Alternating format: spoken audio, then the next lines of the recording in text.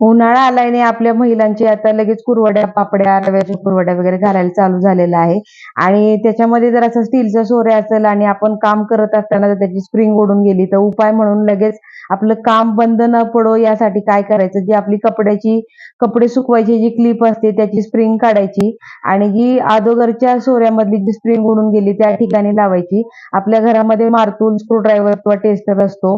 तो त्याच्यामध्ये त्या स्प्रिंगमध्ये ह्या होलमधून स्प्रिंगमध्ये टाकून त्या होलमध्ये असंच घालून ठेवायचं.